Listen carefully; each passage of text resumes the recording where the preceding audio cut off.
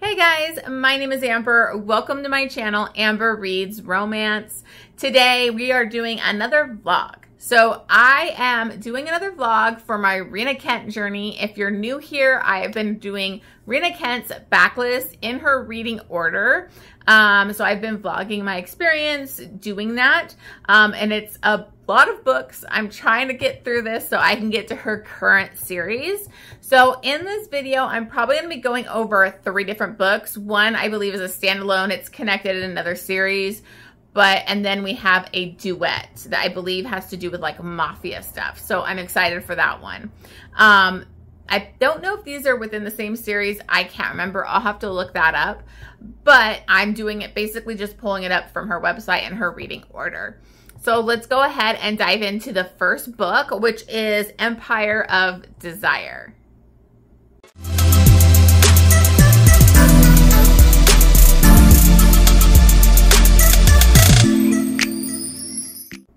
Okay, so I'm not sure if I'm going to do as many check-ins on this because it is 3 books. I don't want to make a super long vlog, but I did already start Empire of Desire last night. Started reading it a little bit at work today as I could fit it in at work.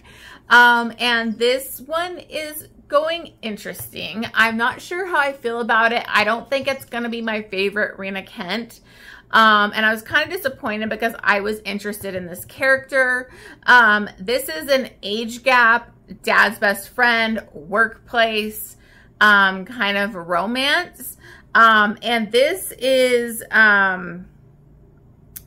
sorry, it's Nate Nathaniel. We met him in one of the previous books. He was like the Sebastian's uncle. If you've seen my previous vlog, Sebastian, I loved that duet that had Sebastian and his woman, and it dealt with like Yakuza and all that kind of stuff and CNC.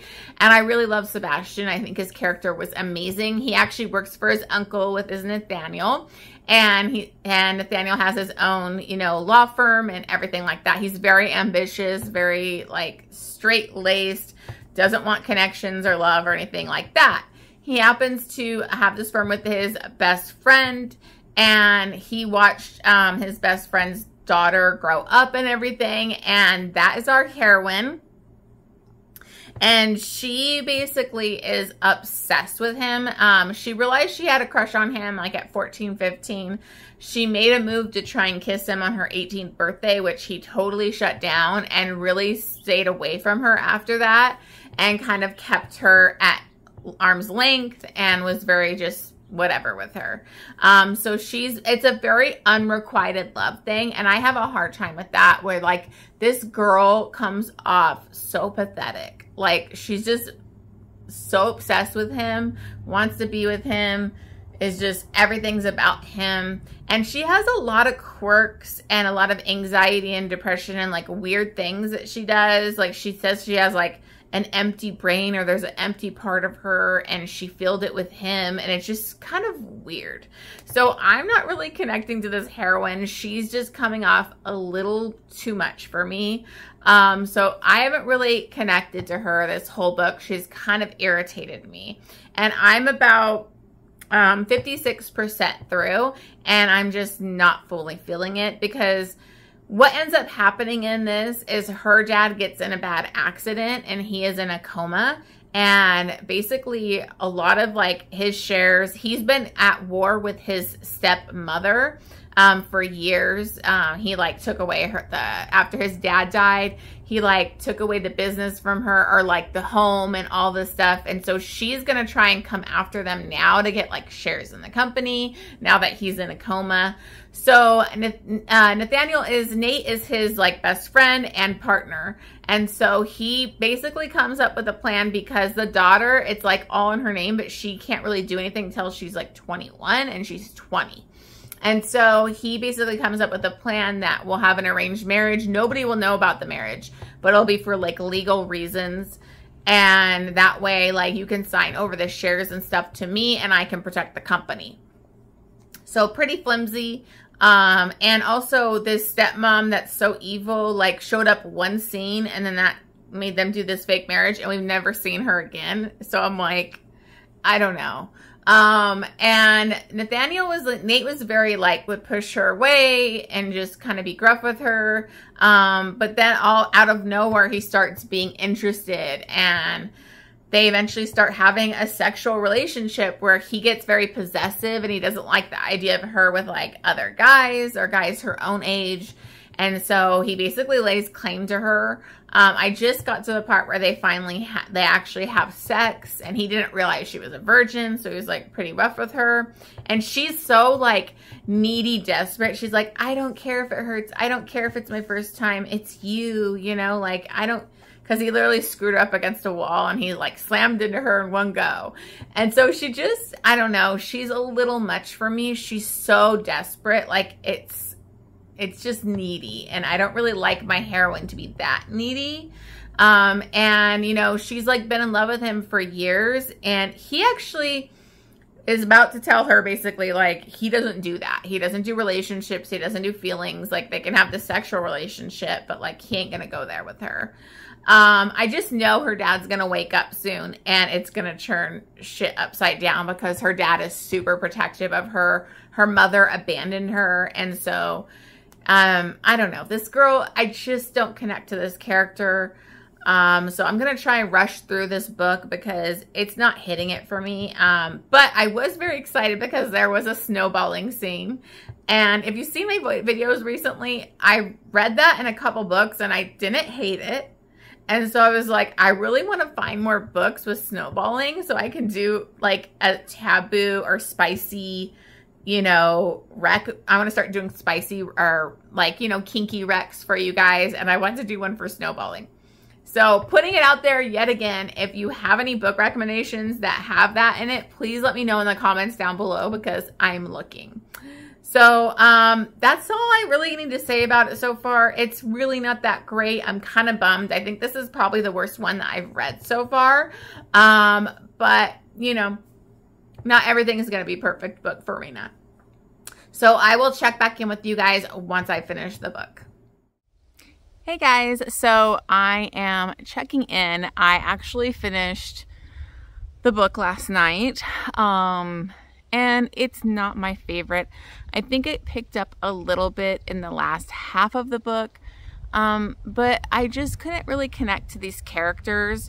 I'm not going to totally go into all like the plot and this and that going on because honestly, it's just a little over the top to me. The heroine was super annoying. You know, if I had to hear one more time about how much she loves vanilla milkshakes. Oh, I have a vanilla shake. Oh, I have my vanilla tea. Oh, I have to put vanilla in everything. It's like, let's not make a character trait her loving vanilla. Like, it was so irritating. It was brought up so many times in this book. So, the heroine just came off desperate, like, but she came off desperate because the hero was mean. Like, and Rina Kent does do this a lot, but she usually does it better. I'm all for a great age gap. I love a dad's best friend, but I hated the fact that, like, he was so mean to her. He would kind of dismiss her, put her in a place, like, make her feel like he didn't want her, but he really did want her. So his way of dealing with that was to be a complete asshole.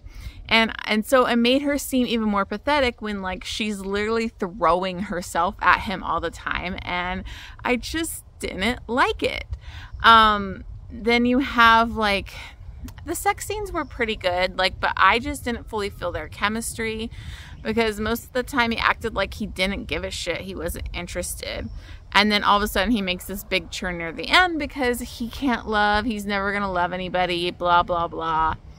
And then, of course, her dad wakes up and, you know, they have to stop playing their little house. And the dad is, like, infuriated. Like, at least I love that it was, like, a good reaction. Like, by good, I mean, like, a big reaction is, like, the dad, like, kind of lost it a little bit. But then you find out who her real mother is, and it was just so over the top. And the story that the real mother had about why she couldn't be in her life and that she didn't know that she was alive. And she was, like, literally right under their noses the whole time. And I just thought it was a little much. So I don't know. This just didn't work for me. I didn't connect to it. I was kind of bored And I don't know, the heroine really drove me crazy. I get she suffers from severe anxiety and she has all these weird coping mechanisms and stuff, but it was just a little extra and in your face, and I just had a hard time with it. So this is like the first time in the Rina Kent reading vlog journey that I'm doing that I'm giving a pretty low score for me. So I decided I would give this 3 stars. I couldn't, I mean, the last half wasn't so bad. You started to have a lot more sex and a lot more interactions, but like, I just didn't connect to it. So unfortunately, this is probably the worst Rina Kent that I've read so far. Well, it is the worst Rina Kent so far, so hopefully it'll get better.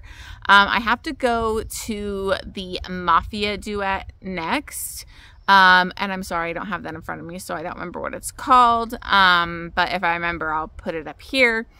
But I think I have to finish an arc first and a couple audiobooks, so I probably won't be going into it right away.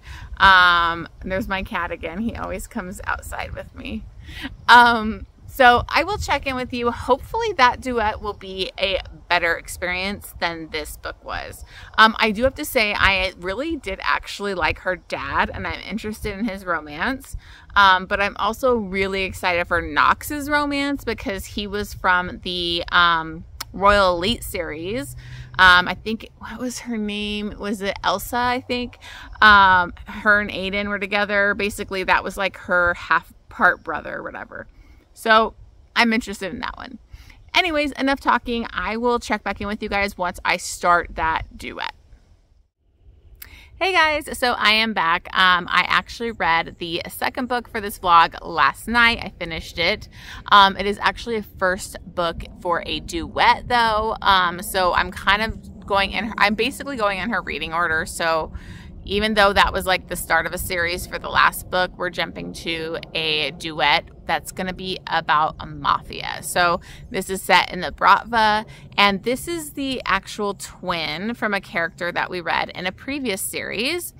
And that twin had gotten amnesia, and she was trying to remember who she was and all of that. And she realized she was a twin. And what had happened is her and her twin kind of like ended up switching places. And this twin, which is Ray, I believe it's R-A-I. So I'm guessing it's Ray. I don't know. I always mix up their names. She is basically took over the previous twin's life, and went back to live with her grandfather, who was the head of the Bratva. He was a Pecan. And she's kind of, you know, got an important family name and all of that. They were like trying to kill her back in that book and like get rid of her so that somebody else could lead when her, like, I don't know. It was a lot going on in that book, and it was just a little over the top for me. So it wasn't really one of my favorites of Rina Kent's. In this, we are dealing with her. I honestly thought it was going to be during the same time as like what goes on with her twin. But I think it's like 10 or so years later, and the grandfather had died, and so her uncle is like heading up the Bratva, and she's kind of got a place of power in the Bratva, but she's a woman, so she doesn't really get a lot of power. You know, some people disregard her, but she's part of the inner circle. And she had basically had this bodyguard, but he was like a very skilled assassin, and he was introduced in that previous book. So I thought it was going to bring up like their romance from back then, but it didn't. So I was kind of let down with where this book picked up. Like years later, he's been gone for like 10 years. He kind of left her, and she's like bitchy about it and doesn't want to forgive him. And then he's supposedly the secret son for one of these other Bratva members. And so she basically agrees to this arranged marriage with him because she doesn't want her cousin to have to be in an arranged marriage yet. She's really young and protective over her. Nobody really knows about her twin sister except for this guy because he had helped her back then. So it's kind of this arranged marriage between them, and she's like all bitter and won't trust him. And I don't know, I just did not connect to these characters at all. It felt very just like sexual. there's a lot of sex toys used, which was great, but I didn't really care because I wasn't invested. I didn't really think Ray was that amazing. She's supposed to be like this badass Russian, you know, Bratva princess, and she just came off bitchy and older, and like, she's like, I'll never get on my knees for anybody. And she literally gets on her knees for him and gives him a blowjob, you know, pretty quickly. So I don't know. So I just had a really hard time getting through this one. It was dragging for me, and it's only like, it's a little less than 300 pages. So it should have gone quickly. I don't know what it was. I think this may be a period in time that Rina Kent's books were like misses for me, because the last book was not great to me. So this one isn't either. It ends on a cliffhanger because she starts to kind of get settled with him as her husband. His name's Kyle. He's an assassin. He has a secret agenda. He's not really going to be that guy's kid. And he has revenge plans against the Bratva and the Irish, and we don't know what it is yet.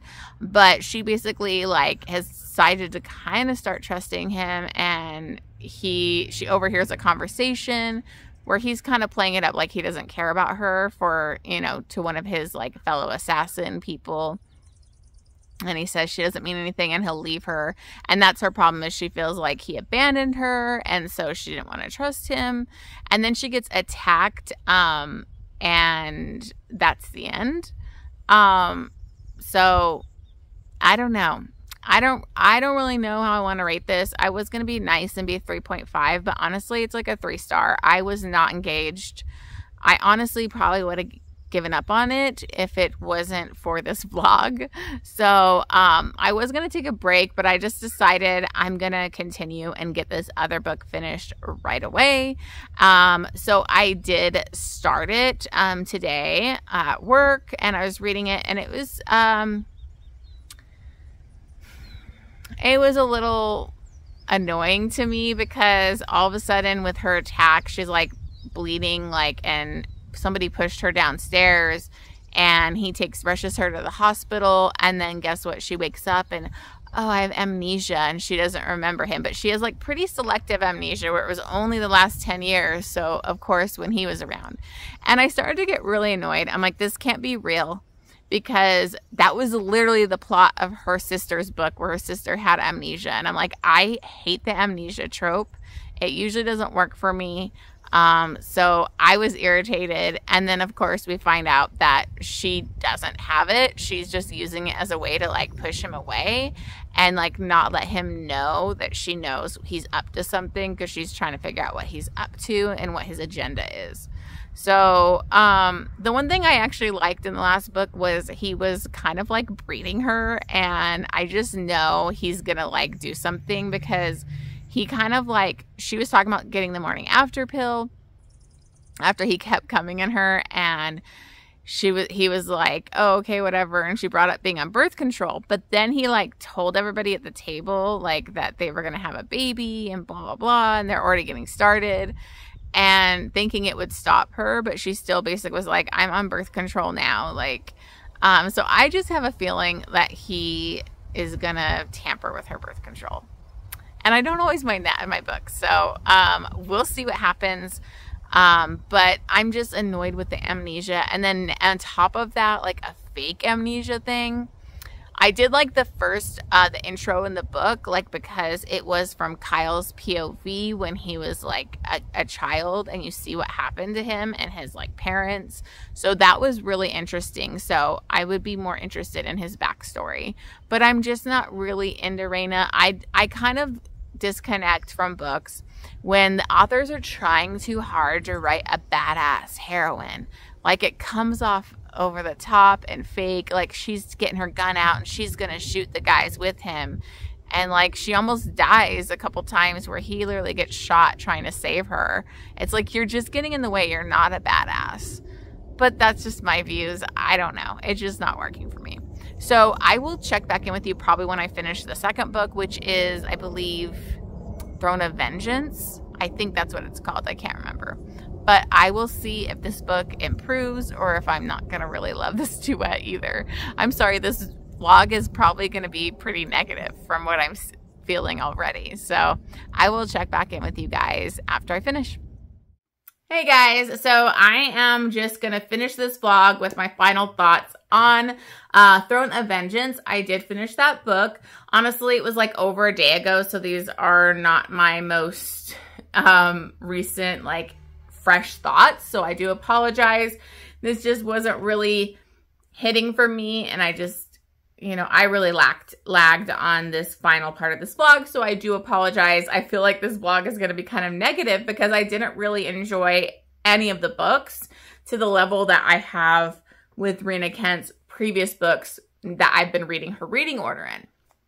But anyways, in this book, I was originally pretty irritated because the heroine, I never know if I'm saying her name right. I'm just going to say Rai or Rhea.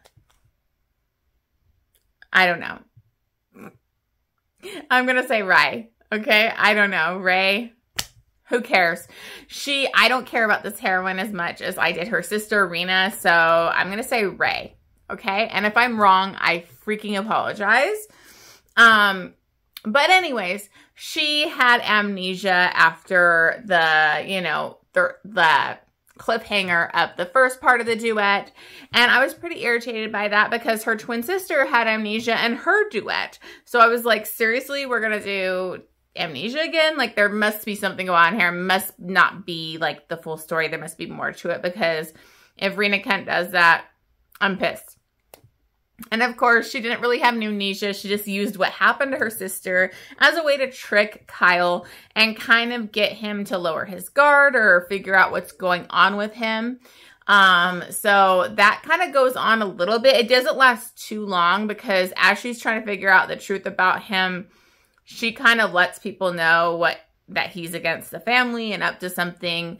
And so, you know, she kind of shows her hand, and they like are going to torture him and stuff. And he's just kind of laughing because this guy's been trained to be like an assassin by this group of assassins. He has this guy, the Godfather that was like his mentor and trained him from like when he was like 10 or 8 or 10 or something to be an assassin. So, you know, what are they going to do to him? So I felt like that whole part too, the whole Godfather, this League of Assassins, all that stuff was not really fleshed out. It's brought up. We get to hear about how he had this conflict with the Godfather and kind of was banished 10 years ago, but we have no idea what really happened in that. I think I read on somebody's review that happens in another book or something. But, like, if I'm not reading that book, I need to know what his backstory is. So I felt like that was, like, one of the things that was lacking in this book is we have a lot of missing pieces. And I'm reading this in Rina Kent's reading order that she has listed on her site. So I feel like I should have had that backstory anyways. But whatever, that's kind of just a lot of these things that are just lacking in this book. I did think it was better because I had a lot more of the mafia stuff going on, and Ray didn't annoy me as much as she did in the first one. They basically, you know, have this crazy connection. There's but it feels very sexual throughout most of the duet. Part of the problem that other people had with this book isn't what I had a problem with, and that is the birth control tampering, because lo and behold, she ends up pregnant. We have a surprise pregnancy, and he's not surprised by it because he had switched out her birth control pills and was trying to breed her this entire time because he's basically been obsessed with her from the beginning years and years ago, but he thought he could never really have her. And so everything that he's been doing has been to tie her to him. And, you know, at the end of the last book, he had planned on basically taking her with him once he was done with all his revenge. She had no idea of that. She thought he was going to abandon her. She obviously kind of has these abandonment issues that she thinks he's going to leave her because he left in the past. So I don't know. I thought their relationship, we got a lot more of it, so it was better. I think the sex was hot, but I didn't really care enough about the characters to be invested in the sex. There's a pretty rough sex scene that they have where he thinks he's going to have to, like, leave her and all that kind of stuff. So I will say some of the other characters that in the Bratva are interesting to me. Mostly, I think it was Damien, I think his name was. Sorry, it's not fresh. I was really interested in him. And then the character, I think his name is Kirill, if I'm saying that right. But I think a lot of the stuff, she ends up getting like captured and then found pretty quickly.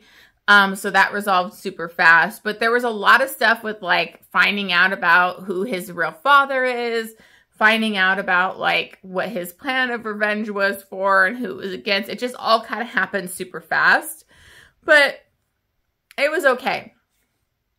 So I was really excited because I've heard about the new series, which this is why I'm reading this Rina Kent backlist, because I want to read all the parents before we get to the second generation of that Gods of Malice, that whole series.